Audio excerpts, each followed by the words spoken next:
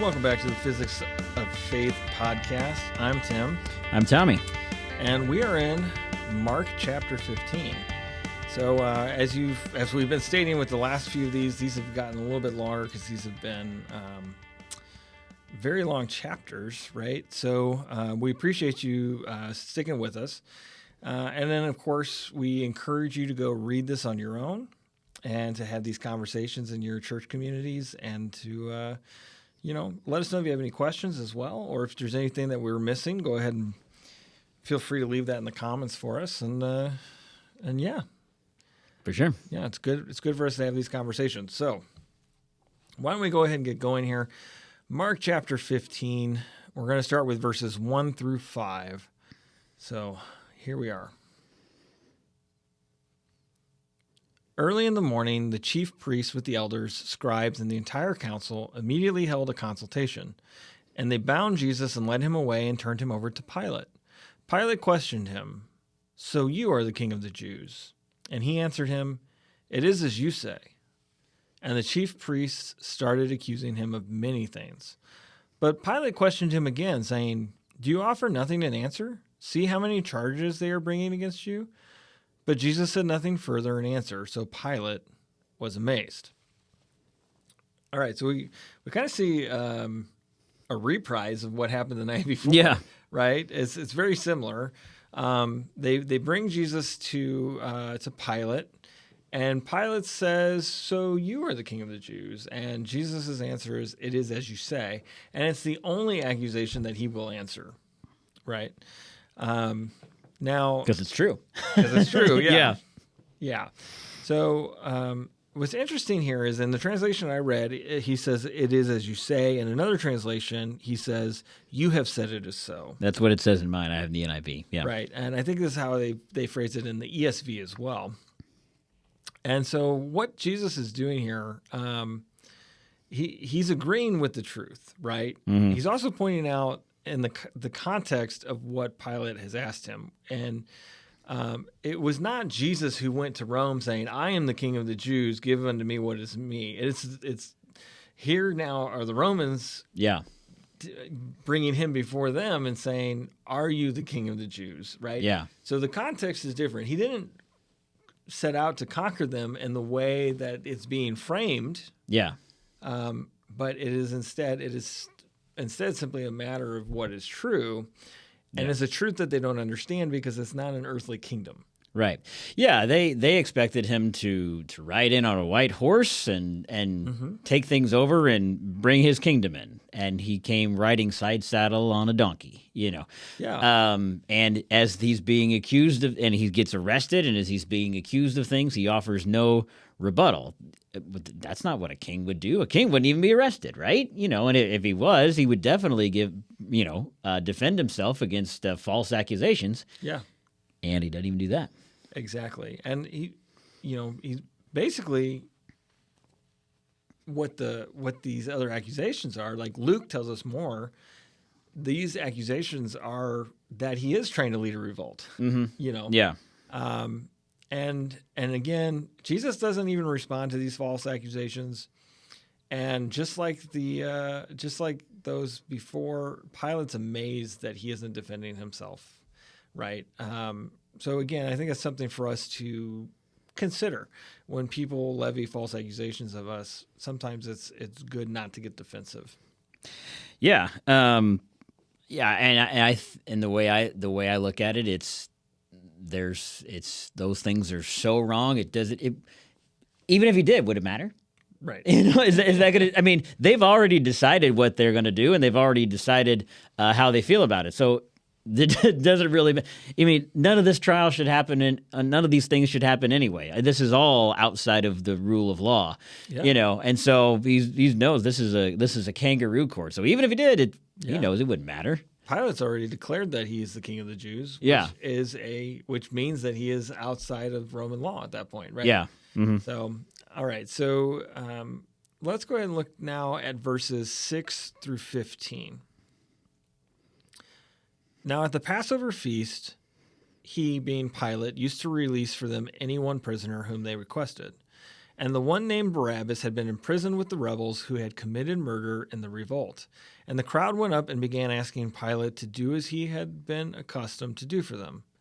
Pilate answered them, saying, "Do you want me to release for you the king of the Jews?" For he was aware that the chief priests had handed him over because of envy. But the chief priests stirred up the crowd to ask him to release Barabbas for them instead. And responding again, Pilate said to them, "Then what shall I do with him who you call the king of the Jews?" They shouted back, "Crucify him." But Pilate said to them, "Why? What evil has he done?" But they shouted all the more, "Crucify him." Intent on satisfying the crowd, Pilate released Barabbas for them, and after having Jesus flogged, he handed him over to be crucified. Right. So this was a custom that Pilate would do during the Passover, is he would release a prisoner, and everyone's like, "Hey, you gonna do that thing?" Yeah. Now, specifically though, they want Barabbas released, and when Pilate suggests, "Do you want me to give you Jesus," whom he refers to as King of the Jews, Mm-hmm. the Pharisees kind of stir everybody up, and they're like, no, we want Barabbas. Tell them we want Barabbas. And so they're like, no, give us Barabbas. Now, Barabbas is a rebel, and he was a part of an uprising and even killed somebody. Yeah. And they're out here, "Give us back Barabbas." Yeah, that guy. Yeah. He's just misunderstood. Right. Now, what's interesting here is, and Brandon and I talked about this back around Easter, what's interesting here is Pilate refers to Jesus as the King of the Jews in this sense. So this is kind of blasphemous too. Like, this is the whole point that they turned him over. Yeah. And so, like, there's something here that even in Pilate doing that, he's kind of antagonizing. Yeah. And then there's also this concept of, why would they ask for the person back that they're willing to give them back? Yeah. Right? Like, there is is it enmity between Israel and Rome? Yeah. You know, like they're under their heel basically. Yeah. So why would they want the prisoner that they want to release? You're the man, you know? Yeah. Don't give us the guy you want to give us. If you're going to give us the guy you want to give us, it's for your own reasons. Yeah. Give us the guy we're asking for. Yeah. Right? So there's some psychology going on in here as well. And how much of it Pilate is aware of, I don't know. But he is kind of antagonizing in this moment. Yeah. It's kind of like, oh gosh, it's like they're using reverse psychology on him. Yeah. You don't want me to give you Jesus back, do you? You know, Yeah. Or you don't want these cookies. As you're telling the kid, you don't want these cookies. They're not any good, right? Right. And so then he's like, "Well, what do you want me to do with Jesus?" And they're like, "Crucify him." And I think this is at this point, Pilate's like, "Wait, what?" He's like, Yeah. "But he hasn't done anything evil, right? At this point, like, surely he's not done anything deserving of crucifixion." Yeah. They're like, "No, take him." Pilate doesn't even really understand why he's talking to Jesus, Right. to a certain extent. He's like, I have no idea why you're here or why Yeah. I'm talking to you. I see, he says later, I see no fault in him, but whatever you guys want. Right. And like we didn't, Mark doesn't really discuss this, but like Yeah. they bring him to Pilate once and he sends him to Herod. Yeah. And they send him back to Pilate. Right. He's like, "Why are we so Pilate's just kind of like going with it, and he's really trying to be a politician through all of this. Yeah. And just trying to say the right things and do the right things at this point. So Pilate says, "All right," has him flogged and whipped and hands him over for crucifixion. One thing that it doesn't talk in here, I don't know, probably in a couple of the other gospels, I don't know which ones, but you've heard the phrase, I'm washing my hands of this. Yeah. He literally went out and he washed his hands in front of everybody, saying like, "All right, I'm out. Yeah. This is on you. I'm not doing this. I'm not crucifying him. You're it's not doing me." this. You're doing this. Yeah. So this is Even though he had the ability to release him, it's not me. There's no blood on my hands, even though I'm giving him over you to Right. do what exactly you're saying you're going to do. You know what? This is a weird analogy. This is like a bank robbery gone wrong. I've been watching a lot of crime TV, so it's like a bank robbery gone wrong where they now have hostages, and they're like, "Well, if you don't let us walk out of here with the money, I'm going to shoot the hostage." Yeah. And that won't be me who killed him. It'll be you who It's killed your him. yeah. It's your fault, right? Like, that's the type of reasoning I feel like Pilate has in that when he's like, "Well, I'm washing my hands." Can the person with the authority to issue the crucifixion really say it's not on me? I would say probably not, No, because he has the power. Yeah. Yeah, he's doing a political show. He's fooling himself if he thinks he's not guilty in this. Right. He's the one who sent him to the cross, right? Yeah. And unless he repents at some point and comes to know Christ, he is fully culpable of sending Jesus to his death, right? So, yeah, it's an interesting conversation. Well, and it says here, it says he had Jesus flogged yeah, and handed him over to be crucified. yeah, Even though he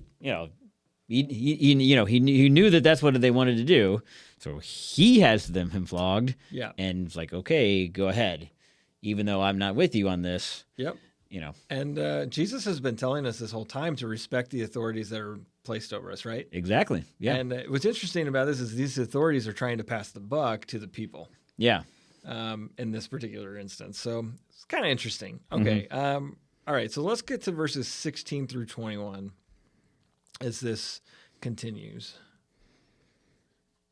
Now the soldiers took him away into the palace, that is the praetorium, and they called together the whole Roman cohort. And they dressed him in purple, and after twisting together a crown of thorns, they put it on him. And they began saluting him, "Hail, King of the Jews!" And they repeatedly beat his head with a reed and spit on him. And kneeling, they bowed down before him. And after they had mocked him, they took the purple cloak off him and put his own garments on him. And they led him out to crucify him. And they compelled a passer-by coming from the country, Simon of Cyrene, the father of Alexander and Rufus, to carry his cross. All right, so the Roman soldiers now, they're kind of doing their own thing. Like, look, we're going to crucify him. So they start doing. I don't know if this was common practice. For them, but they have no respect for the Jews or for Jesus, right? Right. And so they're making a mockery of him. They put him in royal colors. They give him a quote unquote crown, which is nothing but thorns. It's to hurt him. Yeah. They're beating him in the head. They're punching him. They're smacking him. They're pushing him around. And they're mocking him and kneeling to him and hailing him as this king, right? Mm-hmm. It's all because they're not taking him seriously. Yeah. And they're wanting to break him psychologically. Yeah. Their hatred of him was so much that crucifying him wasn't enough. Right. They had to embarrass him and mock him you asked a good question, like, is this, if this wasn't Jesus, is this part of the normal way of things when somebody is crucified? Is there normal, is mocking like this is part of the normal, there's the flogging and then there's the mocking and then there's the crucifying. Is that a normal part of it, or is this just something that special that they're reserving for Jesus? Right. I would love to do some research and find out. Yeah. Okay, so from here, they lead him out. They put his garments on him, and they lead him out to crucify him. Right, so they take back their purple cloak because it's probably an expensive cloak. Right, and now it's probably all bloody, so they have to have it cleaned. Right. Yeah. Jeez. So at this point, they're going to take him off to be crucified. So at this point, what they would have done is they would have had him, quote unquote, carry his cross. Right. Mm-hmm. Now, typically, if you take the cross in its totality, the cross weighs up to 300 pounds. Right. Now, victims would usually only carry the crossbar itself, not the entire cross. Yeah. And what they would do is they would take that crossbar and they would tie it to him, and they would have to carry it. And that crossbar would weigh anywhere from 75 to 125 pounds. Mm-hmm. Right. Now, the upright beam was fixed in a visible place where the victims would be seen as people walked by. Mm-hmm. Right. So it's outside the city, but it's someplace visible. So they do this. So they tie this crossbar to him and they have him carry it out. But at this point, Jesus has endured more than most people can bear. Right. Right. So he's been up all night. He was distressed in the garden to the point of death, he said. He sweated blood. Mark doesn't give us that detail, but we find that in other Gospels. He's then interrogated by the priests. Like, he goes through like 5 different interrogations at this point. He's beaten at different points. He was beaten and slapped in the middle of the night by the Sanhedrin. Yeah. Pilate, as you pointed out, had him flogged. And then now here we are. After the flogging, which is really that whip. Yeah, I think I a while back I gave a sermon about carrying your cross, and in it I mentioned because when I was younger I didn't really understand this. Flog to me sounds like log. So being flogged sounds like you're being hit with a big stick. Right. But in reality, it's a kind of like a cat of nine tails, as you sometimes say. It was a stick with, rope or string or whatever, and on the end of it was, hooks or glass or something sharp. And so that not only was the pain of getting whipped, but as they brought it off you, it would scrape against your sin and open you up. Yeah. So there was a couple things. Even so, it's even worse than it sounds. Yes. Yeah. Yeah. So all of this has happened, and now they're going to have him carry his cross. Yeah. Right. Like, this does sound cruel and unusual. This does sound above and beyond what they might have done for everybody else. Yeah. Right. Especially if they expect them to carry their cross. Mm-hmm. So as they're going, they find a man named Simon of Cyrene, and they compel him to help Jesus carry the cross. This was possibly a political choice as well, because he's from North Africa. If they had forced one of the local Jews to do it, it could have been politically incorrect, right? Yeah. And like associated them or in some way. So, Yeah. and they're also they're not wanting to during the Passover especially force them to do something like that. Yeah. This guy had no relationship to this whole incident whatsoever. Right. He was just a guy. Just a guy, possibly Jewish, but he's from North Africa, right? Yeah. Now, something interesting about this, and I learned this for the first time. So they mention he is Simon of Cyrene, the father of Alexander and Rufus. There is a Rufus mentioned in Romans 16:13, and it's thought that these are the same Rufus. Okay. So it's quite probable and possible that Simon comes to know Christ through this experience and teaches his sons, and Rufus becomes a part of the church. Yeah. Down the road. So it's kind of an interesting connection there. Yeah. And it makes sense why they would call out Simon of Cyrene. He's the father of these two people. Yeah. Well, why are you mentioning them? Why bother? Right. Yeah. Unless they have importance, right? Mm-hmm. No, but yeah, because you think about it, when this is being written, that stuff has all already happened. Yeah. So And it's being written as a letter to people, right? who would know that? Right. That guy. Yeah. Who would know who Rufus was. No, that's a good point. I hadn't heard about that, but that's interesting. Yeah, it's very interesting. Okay, so let's go ahead. We'll jump down to verse 22 through 32, and this is the actual crucifixion itself. So starting in 22. Then they brought him to the place Golgotha, which is translated place of a skull, and they tried to give him wine mixed with myrrh, but he did not take it. And they crucified him and divided up his garments among themselves, casting lots for them to decide what each man would take. Now it was the third hour when they crucified him. The inscription of the charge against him read, "The King of the Jews." And they crucified two rebels with him, one on his right and one on his left. Those passing by were hurling abuse at him, shaking their heads and saying, "Ha! You who were going to destroy the temple and rebuild it in 3 days, save yourself by coming down from the cross." And in the same way, the chief priests also, along with the scribes, were mocking him among themselves and saying, "He saved others, he cannot save himself. Let this Christ, the King of Israel, come down now from the cross so that we may see and believe." Those who were crucified with him were also insulting him. Okay. So they get to the place of the skull, or Golgotha, which, if I remember correctly, like the rock formation there looked like a skull, was why they called it that. I thought it was the place where David buried Goliath's head. That could be too. It's not something that I really studied. Yeah. Yeah, no, because I think that they...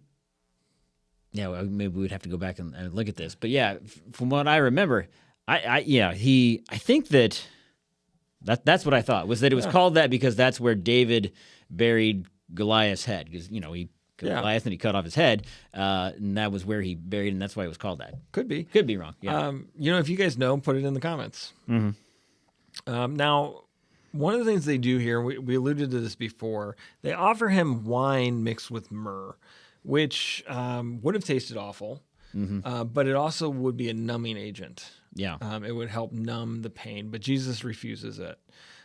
David prophesies about this in Psalm 69, verses 19 through 21. So here's one of those prophecies that gets fulfilled. So next they go through the act of actually getting him up on the beam to perform the crucifixion. So it's understood that when people were crucified, they were crucified naked. But Jews did not condone naked execution. And if they were going to be doing a stoning or something, they would offer a loincloth to those being executed. So it's unknown if the Romans afforded them this custom, but it seems likely based on how they've done a number of things up to this point. Yeah. So more than likely he was wearing a loincloth. Just adding on to the mockery. Right. Exactly. Because the whole point of this was to put you in immense pain and then showcase you to the world so they know what's going on. Yeah. Right? As an embarrassment. And now the soldiers took his garments and they cast lots for the clothing. And this is prophesied in Psalm 22:18. And I want to note again here, crucifixion is the most excruciating way to be killed. And I use that word specifically. We get the word excruciating. It comes from crucifixion, right? That's what it's rooted in. So this was an insane torture method.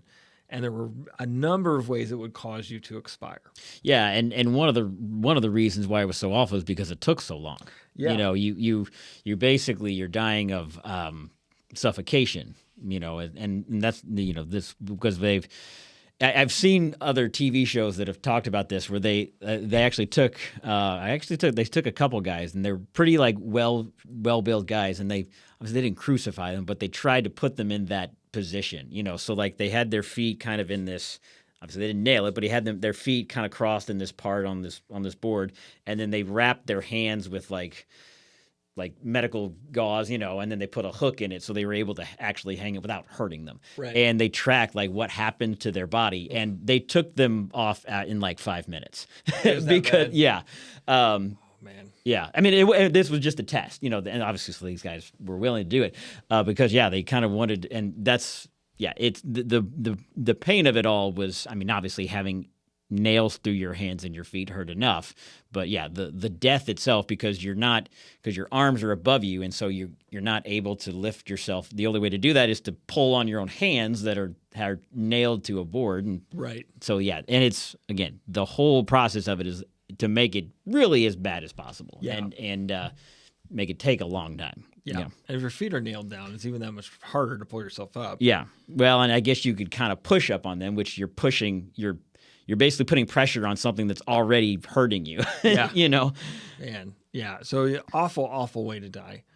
Now, while he's up there, Mark notes that there are two rebels, which is in the version that I read, he calls them two rebels that were crucified with him.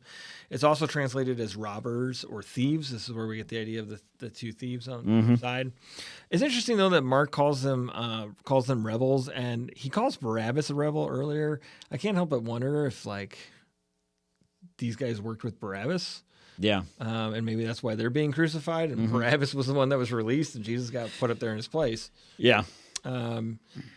So I kind of doubt that because like it doesn't say how long Barabbas has been in prison. It doesn't. But I would imagine that if they wanted him, it's probably because he'd been in prison a long time. That's possible. And if these guys were, whatever crime these guys committed, it was probably fairly recent. Yeah. And so we're curious about that. Yeah. We don't know exactly what's going on there. Mm-hmm.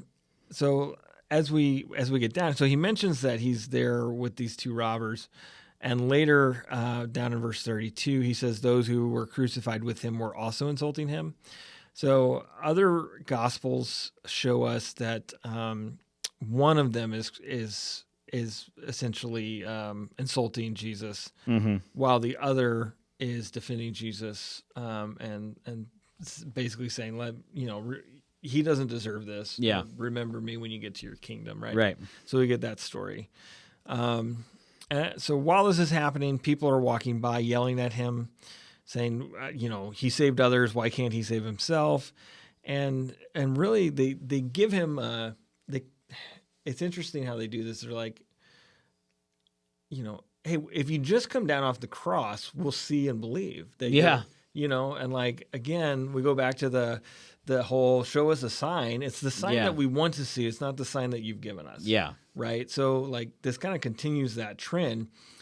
Like if God would just do it the way that I want him to do it, Right, if yeah. God would just show himself the way that I see Yeah. and the way that I need him to do it, then I'll believe for sure. He just hasn't done that. And we've that's something that we've been talking long before we even talked about Weir and Mark. I mean, Yeah. we've been talking about that when we first started in James and Philippians, Yeah. Yeah. Exactly. So, don't be those people.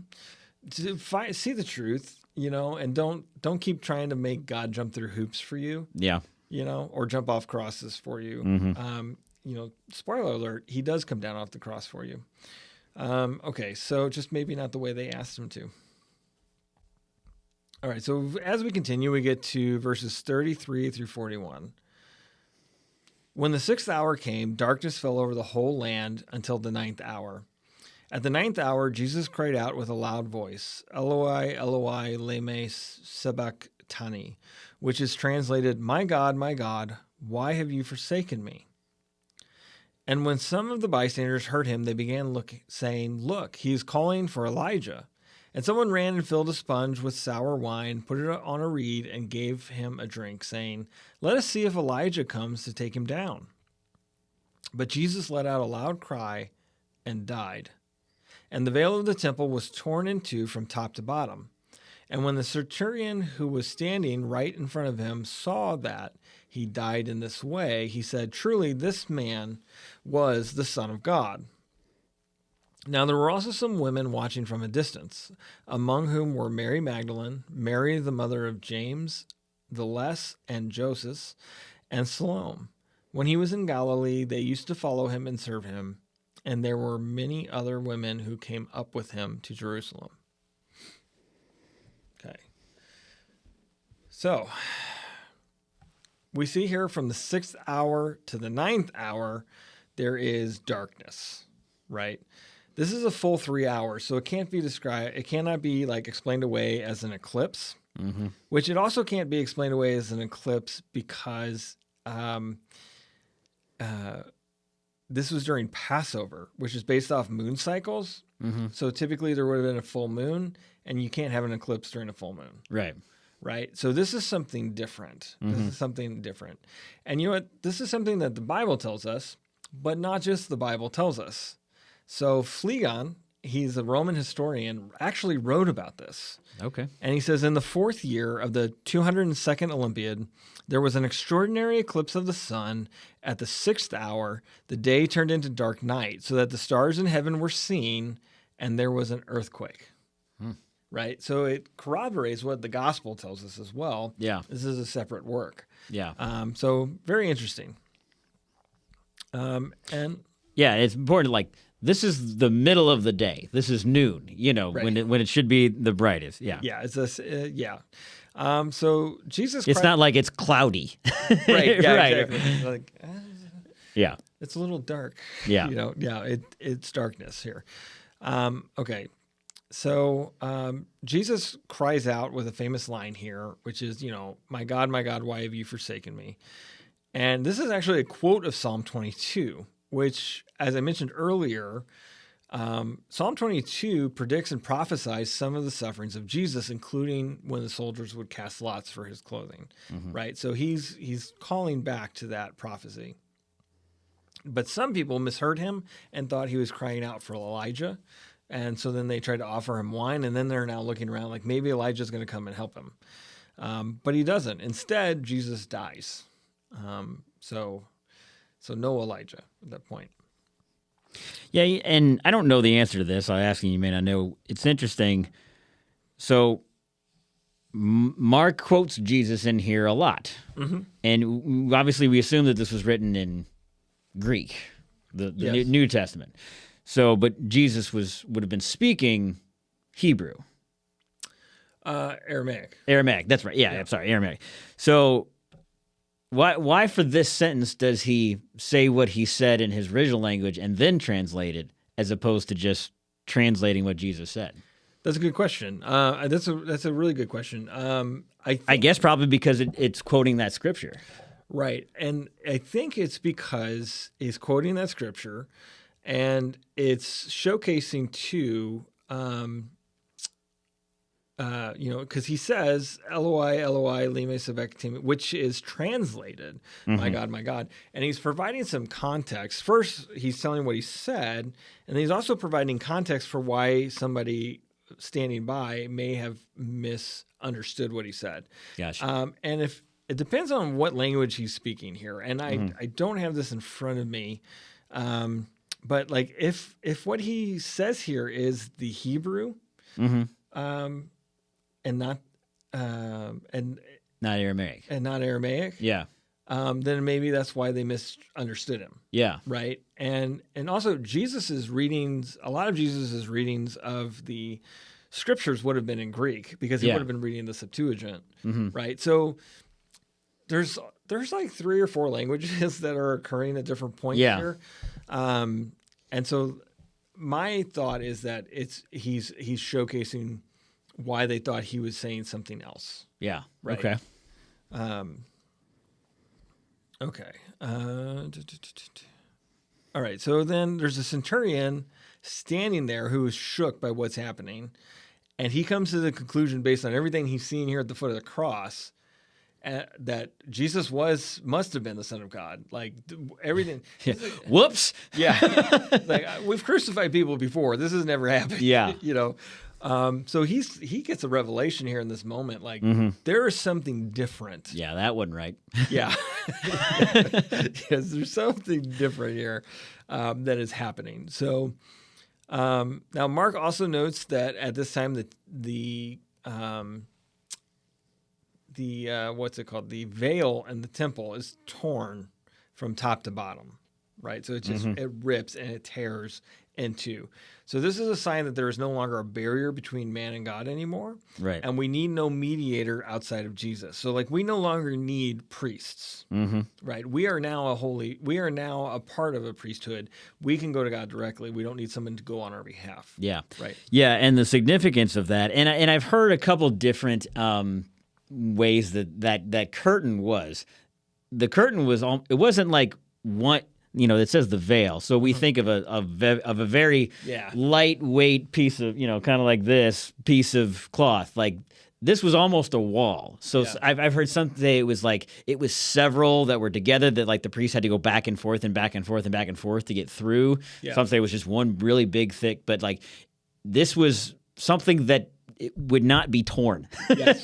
It was, and it's interesting. It's there's only like you couldn't a bee didn't go at or a squirrel did and then it fell down and it ripped it. Right. And it's also interesting that it was torn from the top to the bottom, Right. from God to earth. Yeah. A lot of symbolism there, but also a very significant another thing that wouldn't happen. Like that this moment.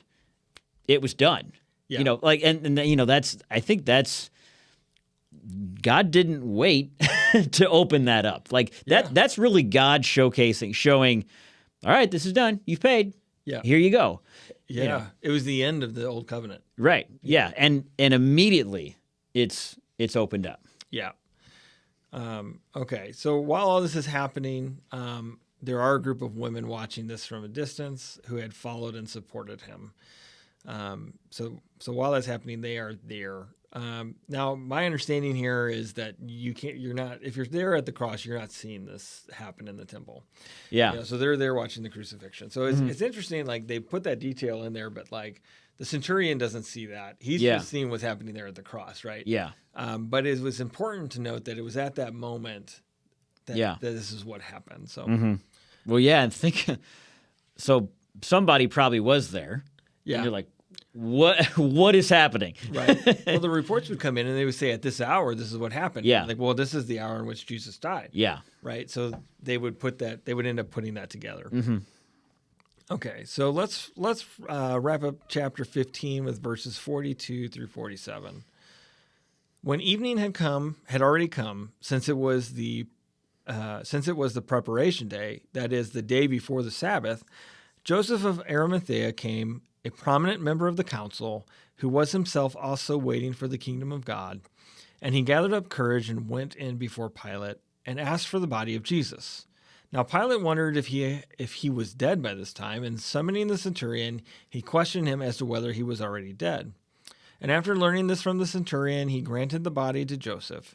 Joseph bought a linen cloth, took him down, wrapped him in the linen cloth, and laid him in a tomb which had been cut out in the rock.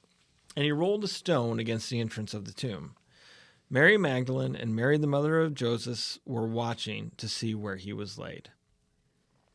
All right, so it's night. And Joseph of Arimathea comes in to Pilate and says, "Can I have the body of Jesus?" He wants to provide him with a burial. The interesting thing about Joseph here is he's a prominent member of the council, and he was waiting for the kingdom of God. So this is what distinguished him from other members of the council, was that what he was looking for was the kingdom. Mm-hmm. And he was ready to let that kingdom replace what they had set in place at this time. Yeah. But the problem is he's on the council that just did this kangaroo court, that just, went through this whole thing and put him to death. Mm-hmm. But we understand, as we see here, it says that he didn't have courage. He had to gather up courage just to go in and ask for the body of Jesus, right? Yeah. He didn't have the courage to stand up for Jesus when this was all happening. And I don't blame him. Jesus' own disciples didn't have the courage to at this time. So perhaps at this point he no longer fears being killed because he feels like that is past. Yeah. But he now wants to do what is right and make sure that Jesus is honored.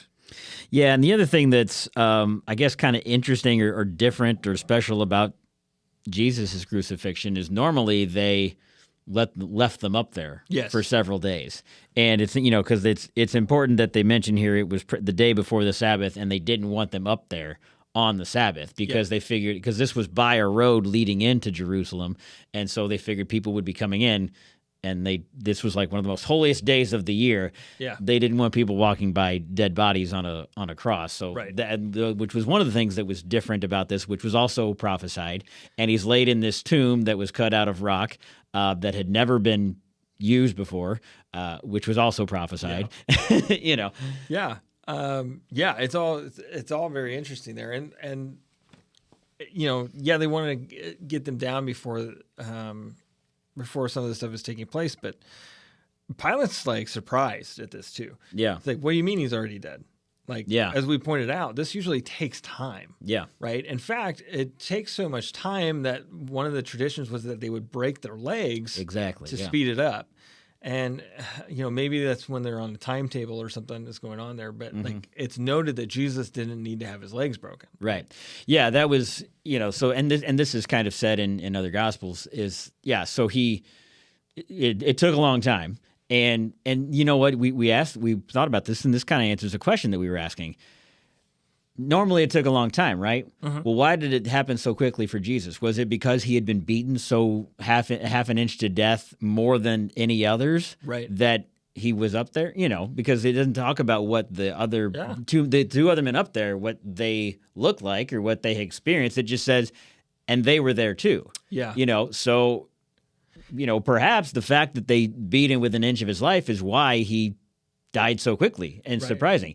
And, it's also, so the other thing that's interesting about that is they wanted to check to see if he was dead. So they pierced him with a sword, and what came out was blood and water. And even today, doctors will tell you if someone is dead and you pierce them, what will come out is blood and water. Yeah. And, which is different and interesting and not normal, because it would say he is pierced for our transgressions, and the prophecy also said that none of his bones were broken. Yeah. When he died, which was rare and also prophesied. Yeah, it's again another one of these things that showcases like what happened, and we have these clear record of it.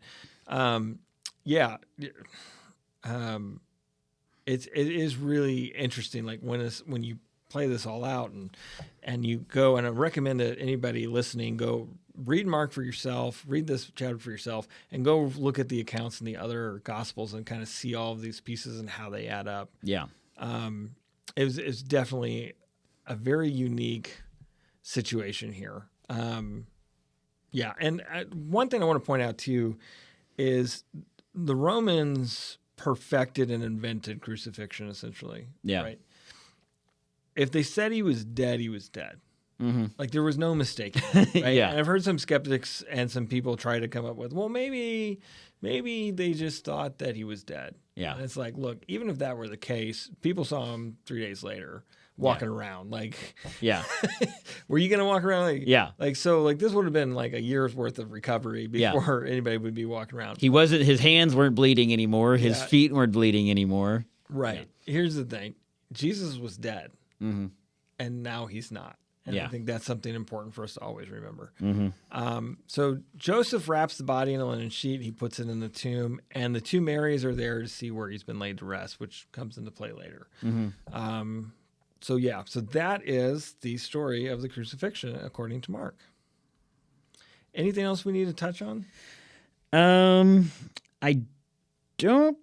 don't think so. No, I think we covered. Yeah, obviously this was. We've talked about how Mark is a lot more straight to the point. So there's a lot of things that aren't in this one that are in the others, and I think we kind of hit on all the big things that were in the other Gospels at this point that aren't in Mark. Yeah.